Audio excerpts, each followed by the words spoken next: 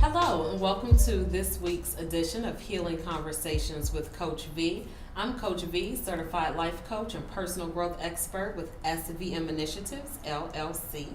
So thank you for watching us either on Spectrum or on our YouTube channel at Healing Conversations with Coach V. And as you already know, I have very powerful, impactful guests talking about a challenge that they had in life and then sharing with us their personal healing journey. And this week is no different. Today I have Miss Rhonie McBerry. She is an author, she's a motivational speaker, she's an inspirationalist. Like, the list can go on, but I'll let her share with you exactly everything that she does and how she does it. So I want to welcome you, Rhonie McBerry. How are you today? Good. Thank you for having me. Good. Well, I so appreciate that you were able to come. It's been another short notice, and I'm so glad that you were able to work it out in your schedule. So thank you so much. Thank you. Thank you for the opportunity. Oh, no problem. So as you and I had already discussed, I offer my platform for people to come in and talk about the amazing things they have going on after they've experienced a life challenge. And all of us have some sort of challenge that we've been handed out. Right. But a lot of times those tests turn into a testimony, and we go out and we help others and we build certain platforms. So I'm so excited to hear about yours. And I see you brought some goodies to share with us. So I'm so excited to hear about that. But something I always say, whether I'm speaking to my clients, whether I'm speaking to a group of people, that in order for you to understand and appreciate who I am today, you for real got to know where I came from. Okay. Sure. Right? Yes. So with that being said, can you first just introduce yourself to us, where you came from, are you from here, what you do, and then we'll get into the life challenge, and then we'll get into the awesome stuff you got going on today. Cool? Yes. All right, cool. Yes. So who is Rhonie McBerry? Well, Rhonie McBerry is someone, I wasn't born here in Cincinnati. Okay. I was actually born in Harlem, New York. Oh, on the East Coast. Okay. Yes. Okay. I actually have a twin sister as well. Really? Okay. Yes. So we came to Cincinnati by way of Cleveland, but we've been here long enough that I call Cincinnati my home. We can claim you. Yes. Okay. Well, welcome. Yes.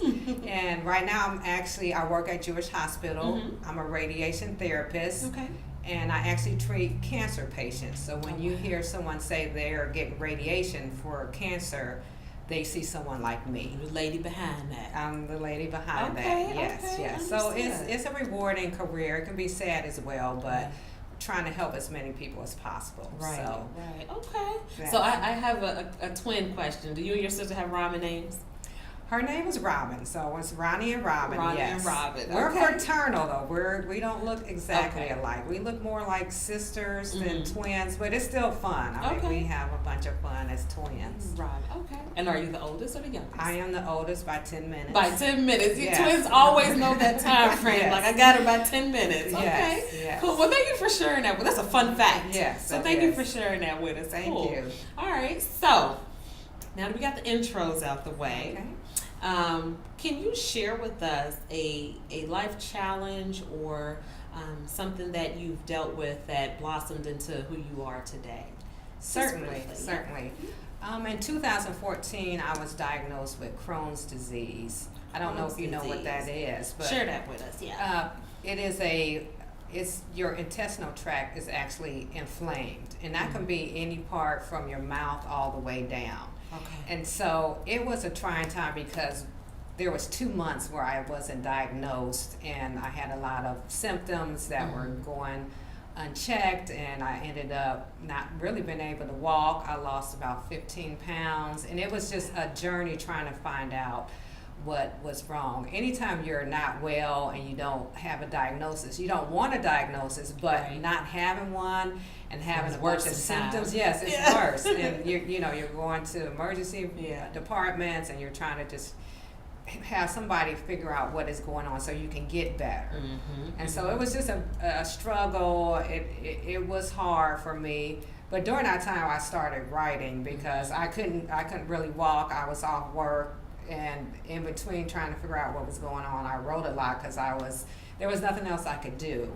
Okay. And so that began just a great journey for me. But Crohn's disease, I want to dispel the myth that we just live in the bathroom. Like a lot of set people. set us straight. Yes. Because you can't reduce someone's life to just that. It can be debilitating. It can be bad for some people, but someone like me, I have a pretty different case. Mine is more of a skin disorder, actually. It can affect other parts of your body. That's what people don't know about Crohn's disease. And so I just want to make people aware that, it is trying for us, but we want to be seen as normal too. We want to have normal lives like everybody else, and we don't want that. It's a disease that people don't want to talk about because it's more about your bowels, your digestive system, so no one wants to talk about those very personal things. Okay. And this is enlightening for me too, because I know the word Crohn's disease, Yes. and in previous jobs I've had customers who were late on payments because they were having effects, or hospital visits because of it, but I never really, I couldn't repeat to someone, Right. What it is. So for those of us in the audience that are like me, green, is it an issue with eating or digesting, or what? It's a combination of things. Okay. I mean, you can look at a plate of food. It can, for me, I say we're at a restaurant and I have to judge, do I think this is going to go well or not well? I mean, because you can instantaneously have stomach cramping, or you might have to use the restroom, or it can be later on. It just really depends on if you're having what they call a flare-up, where your intestines are really inflamed at the time. In that case, you will have a lot of symptoms, whereas some people are in remission and they're fine.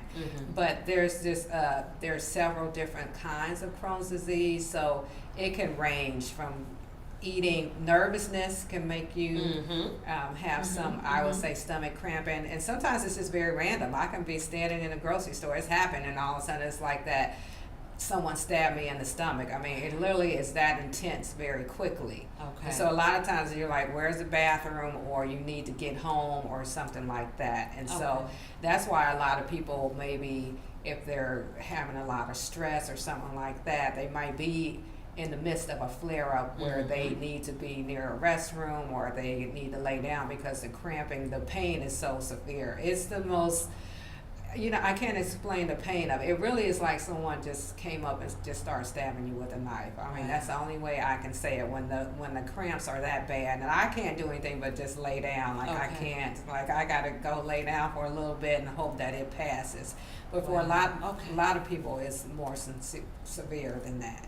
So it's, again, so I'm getting clarity. So it's not like, I'm allergic to peanuts, let me stay away from peanuts. It's not an allergy. No. It could be any food that you enjoy, not enjoy, you tasted it, that just makes you feel like, ugh. Right. Okay. I Right. got You have to know your I got triggers. Like, most people kind of learn what their trigger foods are. Or Okay. like maybe stressful times, they know I need to stay away from this type of food or Right. something Okay. like that. Okay. For me, that's kind of like, that's what I do. Like, depending on. Not today. Not Okay. today. I got Yes, you. a lot of things. I'm like, can't eat that right now. So. Okay. Yes. Huh. You even brought some education into the space today. Right, and it can lead to there's other complications you can get. There's abscesses, fistula. I don't know if you know what a fistula is. You can actually get a opening, an extra opening, whether it's in your stomach area or the line in between your, I would say, rectum and vagina. You can get openings that are painful. You can get sores. You can have joint pain. It's just so much that can happen during a flare-up for Crohn's disease that a lot of people don't know about, that we just kind Including of myself. suffer Yeah. in silence because Yeah. people don't want to talk about those things, but Yeah. they do happen and they are painful as well. So those of us who are learning things today, and those of us who may be watching and already know, what are just a few things that we can do to help our loved ones or our friends to help them heal in that moment or to help them get through a flare-up? Just to understand, if they say, if you're out somewhere, my husband already knows. If I give the sign, we got to go, Right. we've got to Time hit to it. go. It's time to go. So really understanding that sometimes you might be somewhere and they have to leave Okay. to get home, or that they don't want to go anywhere. I think sometimes a lot of people are like, well, during a flare-up, I need to stay at home versus Okay. trying to be out amongst a lot of people. But there's a lot of us that are living pretty normal lives, Absolutely. but there are, those severe cases as well. Even in children, there's children who have Wow, Crohn's. okay. Yeah, there's a whole group. There's a support group that I've seen of kids that have it very young. So just knowing that the pain can come on. You can have a good day, and then the next day is not so good. Something you ate at dinner Right. is messing You don't you know up. until after you ate it. Yeah, I got at you. lunch it happens. Like I try to be careful at work. Like Okay. if I feel like it's gonna hurt my stomach, I'm not eating They're it. going to stay away I'm from gonna it. stay Okay. away. But just the fact that things can change very quickly, I think people don't understand that about Crohn's patients. Like, you were just fine, and then Right. an hour You later, ate that last week. Or, right? Yeah. Exactly. Okay. You can eat the same thing and then have another effect later. Okay. You done took us to school today, Rhonie. Okay, then. Okay. I hope y'all was taking notes. It's going to be a quiz later. Yes. No, it's not going to be a quiz.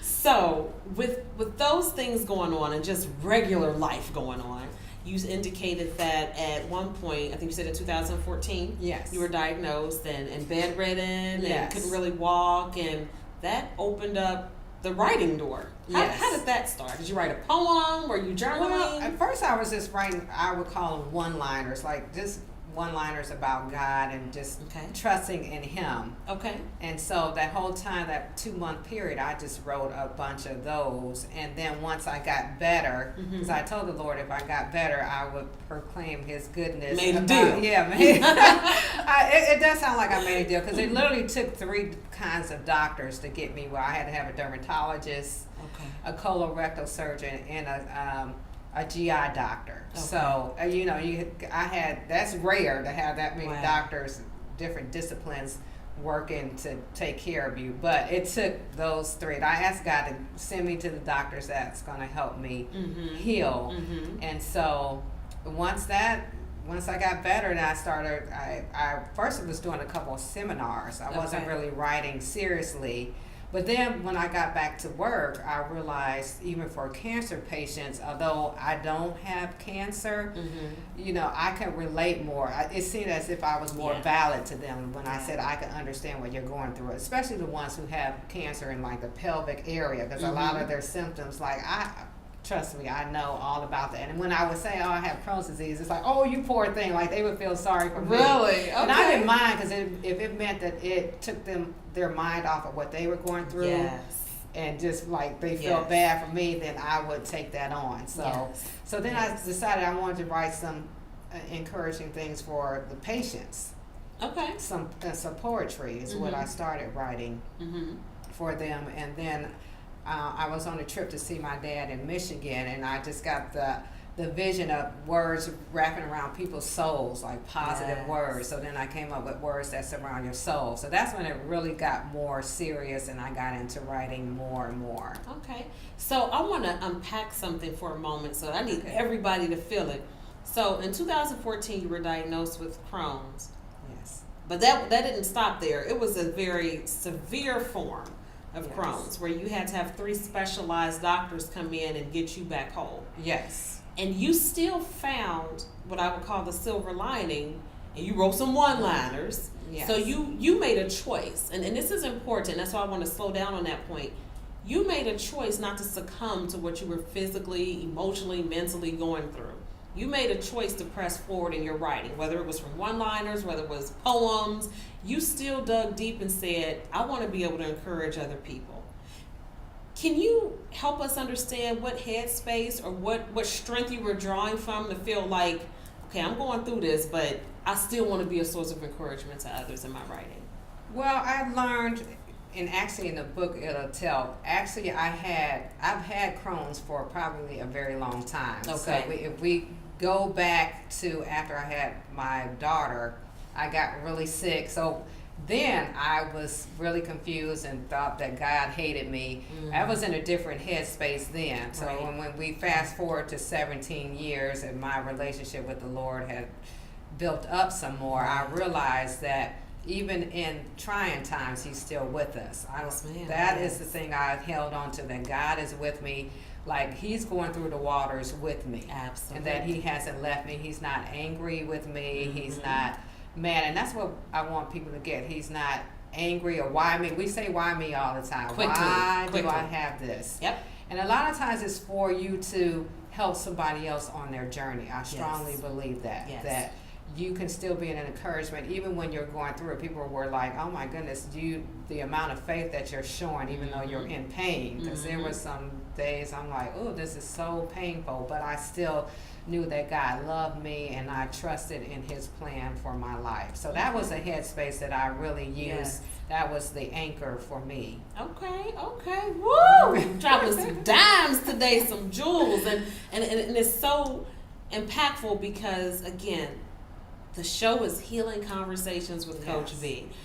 And it seems like every word that you're sharing is providing healing for, I'm going to speak on y'all behalf, for the audience, for the listeners, because I feel like I'm receiving healing and in the spaces that I need the healing in, because healing is a constant journey. It's not a destination. Like, it's an ongoing routine. It's an ongoing routine. So again, I just want to interject real quick and just thank you so much for coming in today and sharing yourself with us.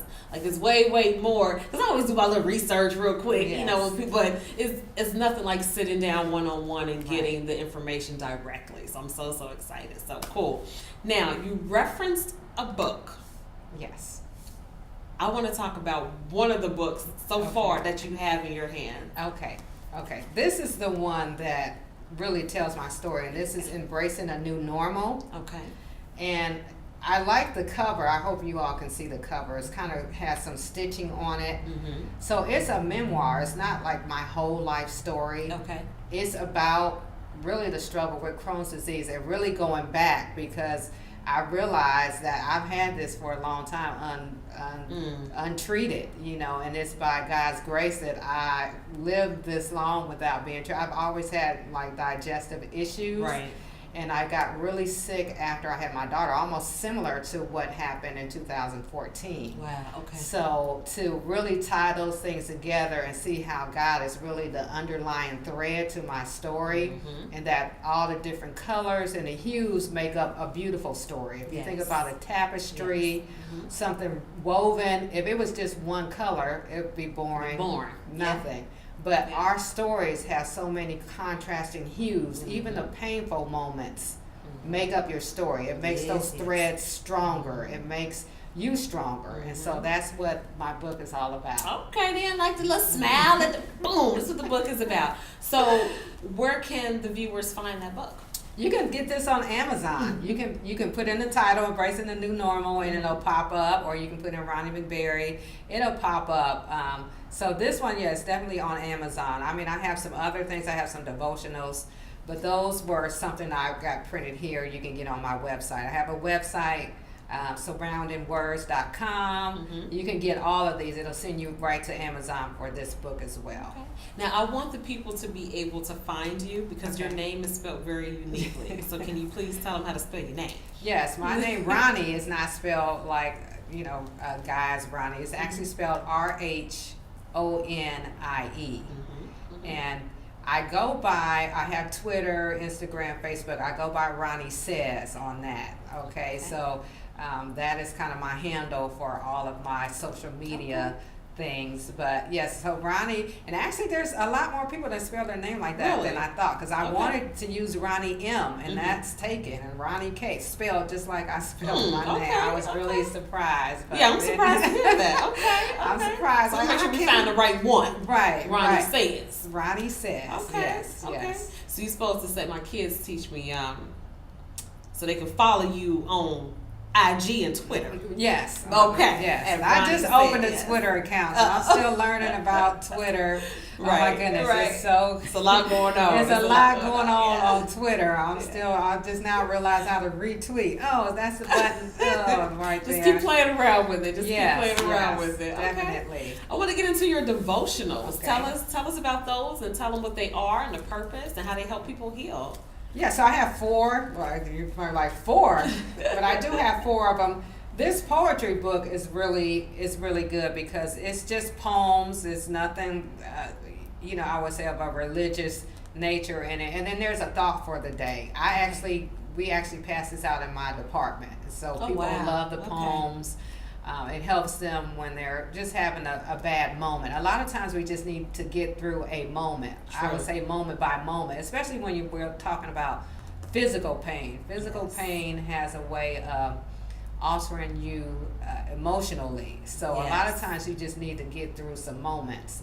And so I always hope that this will help people get through that. And then this was my first one, words that surround your soul through times of adversity, because that's what I felt like when I was first diagnosed. It was such a time of adversity for me, and trying to hold on to God. Not that I wasn't shaken. I will be very honest that there were moments where I'm like, okay, Lord, but that just made me dig in deeper. I just had to dig in deeper, and so these are just little quotes and stuff that I came up with for that. Okay. And then this was my second one, and this is Declarations of Positivity. I just wanted people to speak something positive over their lives every day, because a lot of times we beat ourselves up. We will uplift everybody but ourselves. We find all the flaws when we look in the mirror. And so this book really makes you have to say something positive about yourself every day. I start a sentence and you have to finish it. So for every letter of the alphabet, and let me tell you, some of them letters was a little hard to come up with. I'm thinking about the Q's and the Q, the X. The X's. But there's something for every letter of the alphabet. So Okay. I really love that one too. And then this one is just some scriptures and some prayers. I had some friends join me on this one, and they're just some heartfelt prayers from people just getting through their daily lives, asking God for help or clarity or anything like that. They're just very honest and open prayers. So I'm proud about all of these because they're printed here in Cincinnati. Okay. Like, people are like, man, that's really good. I'm going to shout out Seamless Printing because they printed these.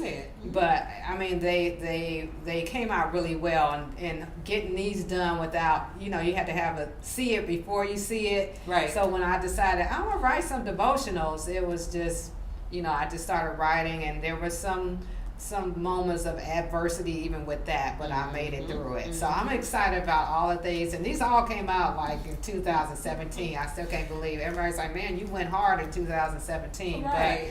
But it's just God's grace, and I appreciate everything He allows me to do. Yes. For sure, to speak about just living past the moments. And like I said before, you just need to live past those, even the dark moments. I mean, they can be pretty. You feel like all the lights are out, but there's just, if you get that little glimmer of a little light and you just go towards that, you can make it. Yes, I totally agree. And I tell a lot of clients in my practice that come to me, because in addition to being a certified life coach, I'm also a certified peer recovery coach in addictions and mental health. Okay. So a lot of times when clients come to me to push past a moment, that's what the challenge is. They have chosen to mentally stay in a bad space. Yes. Whether it was something they did themselves, whether it was something that someone did to them, it's hard to push past that moment. And it could have been a day ago, a year ago, 20 years ago.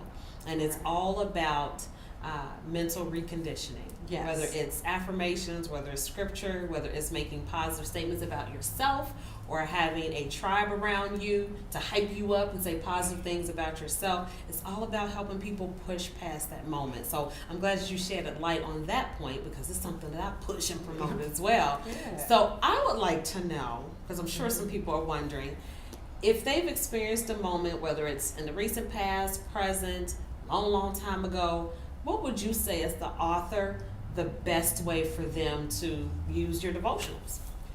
Just in that moment, I actually had someone tell me that they're relative because, again, we passed the poetry booklet out at work. Right. That they actually had it like they were getting ready to pass away and they had it in their lap. Just in those moments, really, just pick it up when you're having a bad moment. And the words, I hope, will inspire you to get past that moment. Because it really is very honest look at what pain is. I don't try to sugarcoat that pain is something you're going to just run through the tulips and enjoy. I really say, like, you know, it hurts. It's painful. I don't like it.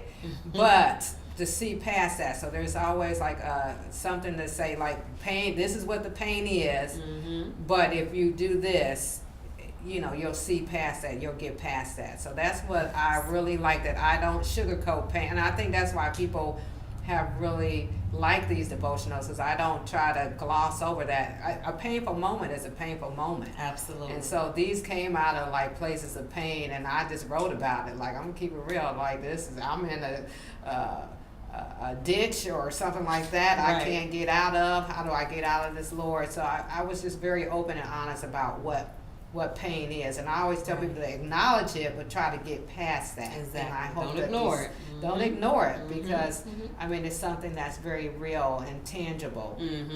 Exactly. And each person experiences it differently. So you can't tell someone that they're not in pain, but you can try to guide them past that. Go ahead and preach. Go ahead and preach. I told you earlier that this time is going to go so quick. So if you can real quick tell the people how to get in touch with you and get your books. And then after you quickly tell them that, I need you to leave us with a positive moment, a positive comment. Okay. Boom. In the camera. Okay. Well, you can get this book.